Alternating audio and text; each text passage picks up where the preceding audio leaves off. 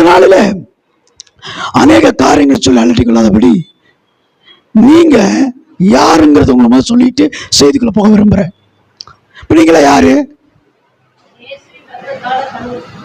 இயேசு ரத்தத்தினால பிள்ளைகள். பிள்ளைகள் தானா? நீங்கள பிள்ளைகள், வேற எந்த மாற்றம் இல்லை.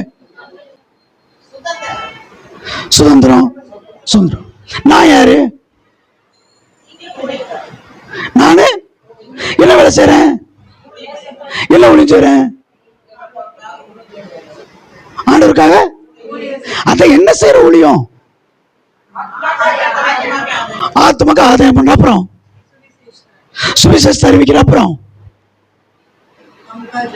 அவங்களுக்காக. இப்ப நீங்க என்ன பண்ணிக்கிறீங்க? அப்ப நீங்க யாரு? பக்தல கை கொடுத்து தேவட ஊழிக்காரன் சொல்லுங்க. இது கண்மலை ஜபக்குள்ளுடைய ஊழியக்கார கூட்டம். நீங்க நினைச்சுக்கிறீங்க அவங்க எல்லாம் ஊழியக்காரங்க. இல்லைங்க, நீங்க தான் பெரிய ஊழியக்காரர். நாங்க ஒரு மனுஷங்கிட்ட பேசி அவனை மனம் திரும்புவதற்கு வசனங்களை கற்றுக் கொடுத்து கொண்டிருக்கிறோம். ஆனா அவன் மனம் திரும்பும்படி, அவன் மனம் திரும்பி குணப்படும்படி, அவன் வியாதி சுகமாகும்படி, அவன் பிசாசிலிருந்து விடுதலையாகும்படி மகாராஜிட்ட பேசிட்டு இருக்கிறீங்க. நாங்க யார்கிட்ட பேசிட்டு இருக்கிறோம்? நான் ஜனங்கள்கிட்ட பேசிட்டு இருக்கிறோம். நீங்க யார்கிட்ட பேசுறீங்க? நீங்க தாங்க ஊழியக்கார், பெரிய ஊழியக்கார். அது தெரியாம உங்களை அற்பமா நினைக்கிறீங்க. நீங்கள் தேவனுடைய ஊழியக்காரர்கள். உங்களுக்கு விஷயம் தெரியுமா? உலகத்திலேயே பிசாசு அதிகம் பயப்படுற ஒரே ஆள் யாருன்னா ஜெபிக்கிறவன். பாஸ்டர் போடா வேலை பார்த்துட்டு அப்படின்னு, நான் ரெவரண்ட் போடா வேலை பார்த்துட்டு பிஷப்பை தடி எடுத்துட்டு வேணும். நான் பிஷப்னு சொன்ன உடனே தடி எடுத்துட்டு மடை உடைச்சிடும் போடான் பிசாசு. நான் சாதாரண ஜெபிக்கிற ஆளுங்க. நீ ஜெபிக்கிறாளா? பக்கத்தால வராத. ஏன் தெரியுமா? இயேசு கிறிஸ்துவின் பாதங்கள் எப்படி இருந்துச்சு? வெண்கல பாதங்களும் அக்னி கண்களை உடையவரா இருந்தார். அவர் அடிச்சுக்கு பட்சிக்கிற அவர்கிட்ட ஜெபிச்சுன்னா நீங்க எப்படி இருப்பீங்க? அக்னி ஜுவாலையா இருப்பீங்கல்ல. பிசாசு உங்களை கண்டு நடுங்குது. ஆனா அது தெரியாம பிசாசு கண்டு நீங்க பயந்துட்டு இருக்கிறீங்க. நாய் துரத்திட்டு வரும். நெல்ல பாத்தீங்கன்னா ஓடி வந்தா இழுக்கும். ஏன் நிக்கிறான், என்ன செய்வானோ அப்படின்னு டக்கு நம்ம ஒண்ணு வச்சுக்கோ, துரத்த ஆரம்பிக்கும். அது கீழே குமிச்சு கள்ள தூக்குனா, நீங்க ஜபன கீழே குமிஞ்சு முட்டி போட்டு தூக்குனா உங்க பிரச்சனை முடிச்சிடும். நீங்க சாதாரண ஆள் கிடையாது. தேவனோடு பேசுற ஆட்கள், தேவனோடு உறவாடுகிறவர்கள், ராஜ சமூகத்தை தினமும் தரிசிக்கிறவர்கள். ராஜாவே தினமும் தரிசிக்க முடியாது. ஜெபிக்கிறவன் மட்டும்தான் தேவனுடைய ராஜாதி ராஜாவை முகமுகமாய் தரிசித்து அவரோட பேசி அவருடைய காரியங்களை பெற்று ஜனங்களுக்கு தருகிறவன். நீ நினைச்சுக்கிறீங்க சாதாரண ஜெபங்கிறது. அதிக ஜெபிக்கும் போது காரியம். அதை குறித்து தான் உங்களோட பேசணும். தனி மனுஷ ஜெபம், ஒவ்வொரு மனுஷனுடைய ஜெபத்தை குறித்து உங்களோட நான் பேச விரும்புறேன். வாசிப்போமா? யோவான் எழுதின சுவிசேஷம் 1ஆம் அதிகாரம் 47-51 வரை. இயேசு நாத்தான்வேல் தம்மிடத்தில் வர கண்டு அவனை குறித்து, இதோ கபடமற்ற உத்தம இஸ்ரவேல் என்றார். அதற்கு நாத்தான்வேல், நீர் என்னை எப்படி அறிவீர்? இயேசு அவனை நோக்கி, பிலிப்புன்னு அழைப்பதற்கு முன்பே நீ அத்திமரத்தின் கீழ் இருக்கும்போது போதும் உன்னை கண்டேன் என்றார். நல்லா கவனிங்க. யார் இந்த நாத்தான்வேல்? அவனுடைய இன்னொரு பேர் உண்டு. யாரு? நாத்தானோட வேலை பேர் இன்னொரு பேர் இருக்கு. எஸ், பர்தலமேயு. நாத்தான் வேலை பிலிப்பு சொல்றான், நான் ஒருத்தரை பார்த்தேன், அவர் மேசியா போல தெரிகிறாரு, நீ வந்து பாரு. எந்த ஊரா? நாசரேத். நாசரேத்துல இருந்து வராதுடா, தாவீதின் ஊர்ல எருசலேம் பெத்லகேம்ல இருந்து வரணும். கலிலேயில நாசரேத்துல வந்து நம்ப மாட்டேன் அப்படிங்கிறான். நீ எதுக்கு வந்து பாரு. சரி அப்படின்னு நாத்தான்வேல் இயேசுவை காணும்படி வருகிறான். நல்லா கவனிங்கல, இயேசுவை காணும்படி நாத்தான்வேல் வருகிறான்.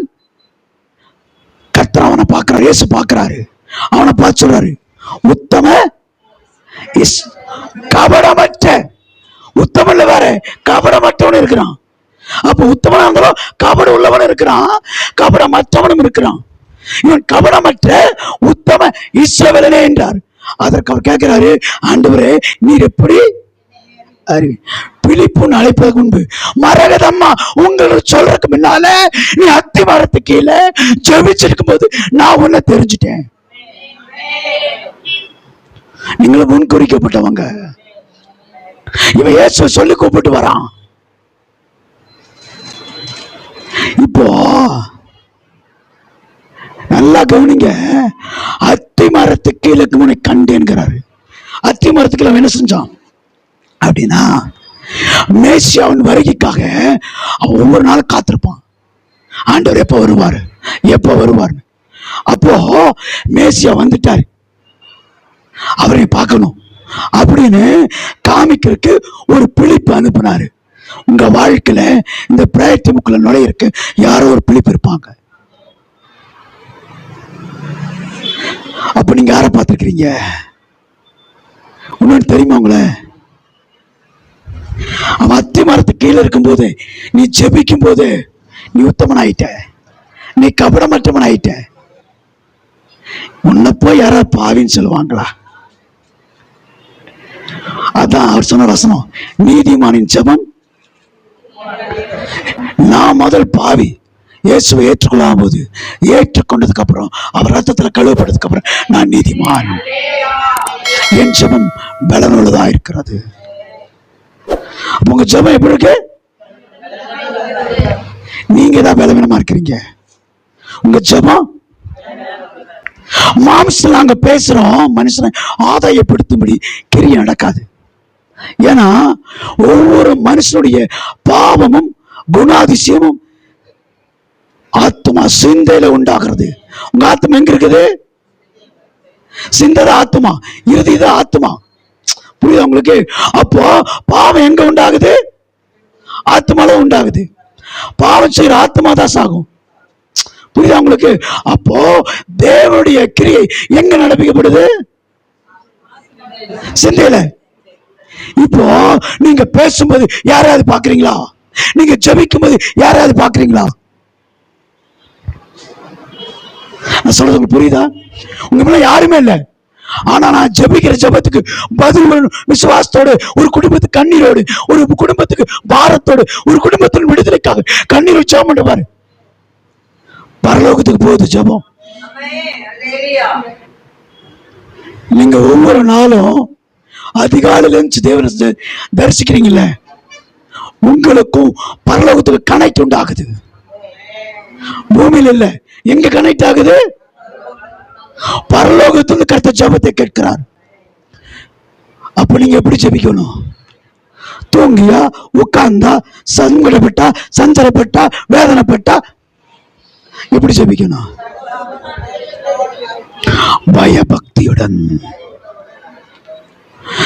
பரலோகத்தை தரிசிக்கிறீங்க. நான் என் வாழ்க்கை சம்பவத்தை சொல்லிட்டு மாற்ற போறேன். ஒரு நாள் அப்படி ஜெபிச்சுட்டு இருந்தேன். கர்த்தரை நான் பார்த்ததில்ல. முதல் தரிசனத்தை பார்த்தேன். அதுக்கப்புறம் ஒரு நாள் ஜெபம் பண்ணிட்டு இருந்தேன். அதிகமா பாரத்தோட ஜெபம் பண்ணி இருந்தேன். எங்க வீட்டில் சின்ன நாய் கட்டி வச்சிருந்தேன். அப்ப நான் வெள்ளக்கண்ணில் கோடசில் ஊழியம் பண்ணிட்டு இருக்கிறேன். அந்த குட்டி நாயை ரொம்ப நேரமா உழைக்குது. நான் ஜெபம் பண்ணிட்டேன். அந்த குட்டி நான் என்ன பண்றேன், அமைதியார் தட்டி கொடுத்துட்டே ஜெபம் பண்ணிருந்தேன். அந்த நாய் நிக்கல. அது குட்டி நாய் குயின்னு உழைச்சிட்டே இருந்துச்சு. எனக்கு கோவம் வந்துருச்சு.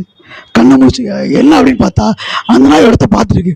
பார்த்தா ஒரு பெரிய ஏஞ்சல் நின்று கைக்குப்பி நிற்கிறாரு. என்னன்னா அவர் கையில் அத்தனையும் நான் சொன்ன வார்த்தைகள் ஒரு சீட்ல எழுதி போடப்பட்டிருந்துச்சு. அப்ப என் ஜபத்தை கேட்கறதுக்கு, ஜபத்தை வாங்கிட்டு போறதுக்கு பரலோகத்திலிருந்து ஒரு தூதன் வந்திருக்கான்.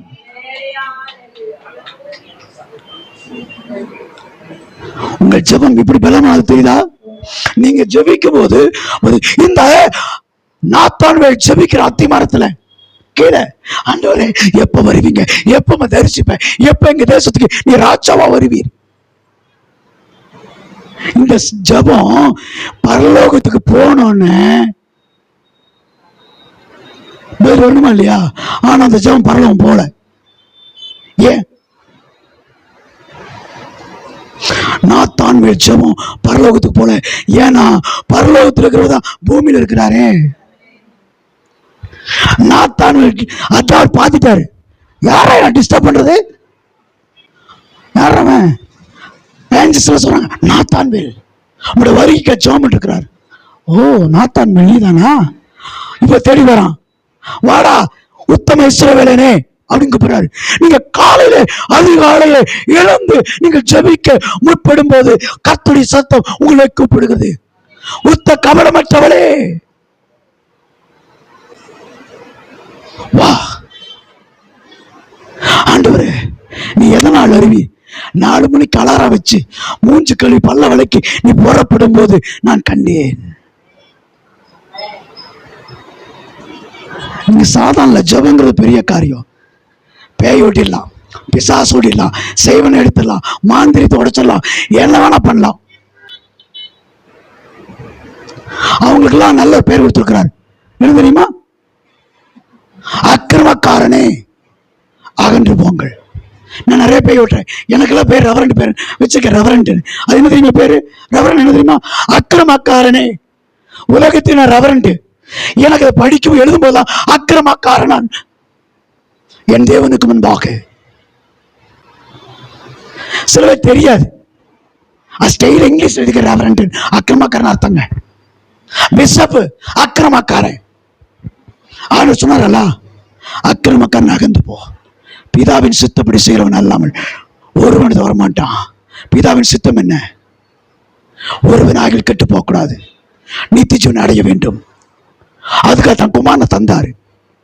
இப்ப நீங்க ஜெபிக்கிறீங்க, ஒருவனாக கெட்டு போக கூடாது, ஒரு குடும்பம் அழிஞ்சிடக்கூடாது, ஒரு குடும்பம் கெட்டு போக கூடாது, ஒரு நாடு கெட்டு போக கூடாது. அப்ப நீங்க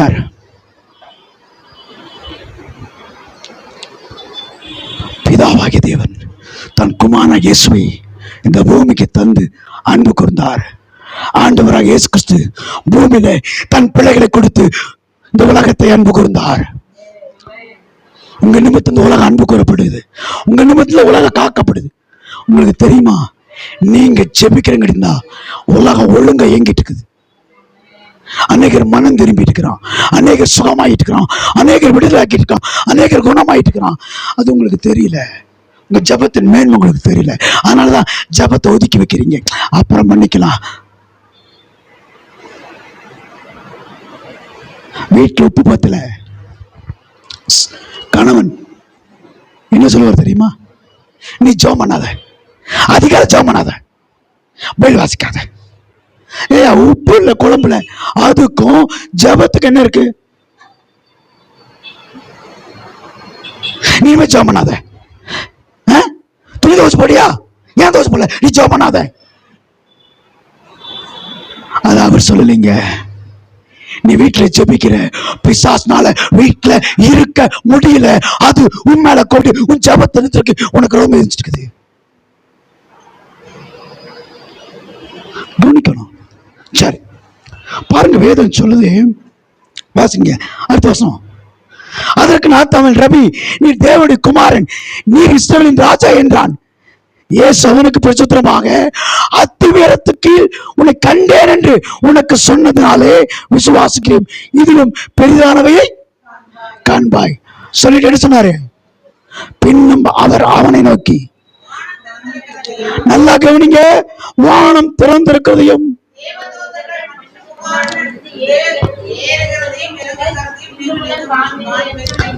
ஐயா அம்மா ஜெபம் பண்றியா?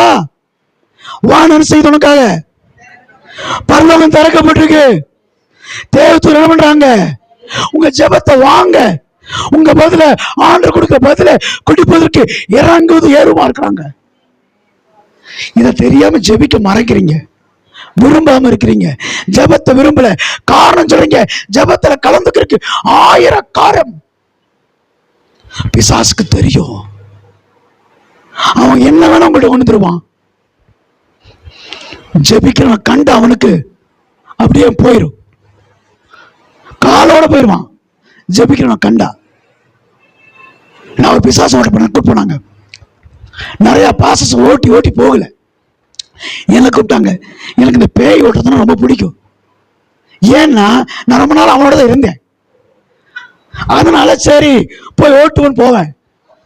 ஓட்ட போன உடனே பாஸ்டர் சொல்றாரு, பாஸ்டர் நாங்க அத்தனை பேர் ஜெபம் பண்ணியாச்சு, அது ஒண்ணு கீழ்ப்படிய மாட்டேது, அது எங்களை எடுத்து பேசுது, உங்களை குறிச்சு கேள்விப்பட்டோம், நீ துரத்தி விடுங்க அப்படின்னு. சரி தண்ணி கொடுங்க, குடிக்கணும், தாகமா இருக்கு அப்படின்னு. அவர் தண்ணி எடுக்க போகும்போது சொன்னார், ஐயா டீ சாப்பிட்றீங்களான்னு. எனக்கு கொஞ்சம் தொண்டையும் ஒரு மாச்சு. சரி பேய் விட்டுருக்கு முன்னால சர்ச்சில் ஒரு பையன் தான், டேய் பாஸ்டையா டீ வாங்கிட்டு வர, தலை எண்ணிட்டு போய் எல்லாத்தையும் டீ வாங்கிட்டு வந்தான். டீ குடிக்கும் போது அந்த பையன் கேட்டான், ஐயா இவங்கெல்லாம் பேய் துரத்துனாங்களே போகலையே ஏன்னு கேட்டான். தெரியலடா, நான் ஜெர்மனை தான் தெரியும் அப்படின்னு. நான் துரத்துட்டுமான்னு கேட்டான். யாரு? நான் ஓட்டிட்டுமான்னு கேட்டான். அந்த சபை பாஸ்டர் கோபமாயிடுச்சு, அடிச்சு பல்லகளை உடைச்ச ஒரு ஆஸ்கர். ஆளையும் பாரு அவனையும் பாரு, அவ்வளவு பெரிய ஆள் ஆயிட்டா. இவ்வளவு ஊழிக்கார் ஜெர்மனி இருக்கிறோம், அது போகல, அடிச்சு உனக்கு கொண்டு போடும் தெரியுமா அப்படின்னு. நான் சொன்னேன், ஐயா அவன் ஆசைப்படுறான், அனுப்பிடுங்க.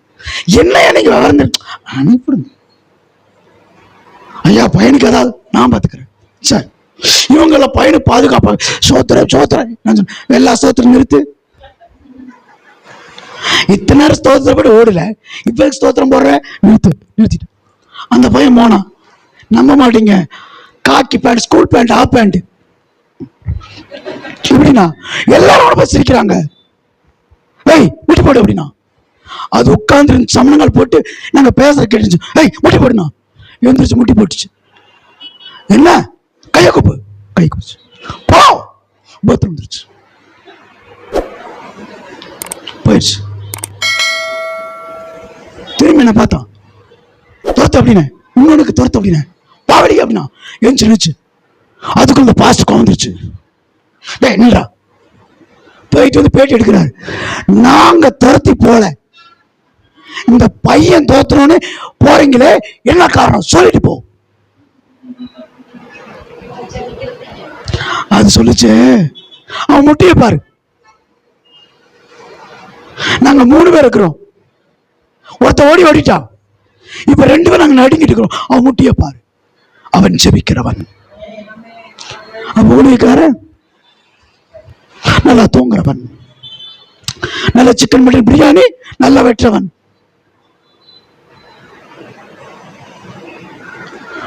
நீங்க பிசாச துரத்துக்கு ஊழியக்காரன் கேட்க வேண்டாங்க, அப்படி பாருங்க என்னன்னு கேளுங்க. இப்ப என்ன சொல்லிட்டு திட்டுற, நான் போயிறேன்னு சொல்லாது. ஏன் தெரியுமா? அந்த அதிகாரம், அந்த வல்லமை உங்க மேல் தரிப்பிக்கப்பட்டிருக்கு. காரணம் தனி ஒரு மனுஷனுக்காக ஆண்டு சொல்றாரு, இது முதல் தேவதூதர் இறங்குவதையும். அப்ப நீங்க ஜெபம் பண்ணா யாரு வரா? எங்க பாஸ்டர் நான் ஜெபிச்சு முடிச்சோன்னே கடங்கார வாசல தட்டி போன மாசம் பேலன்ஸ் என்னாச்சுன்னு கேட்கறான். வீட்டுக்காரங்க அதை தட்டி வாடகை என்னாச்சுன்னு கேட்கறான். எப்படி ஜெபம்னாதான் பிரச்சனையே வருது சொல்லுமா?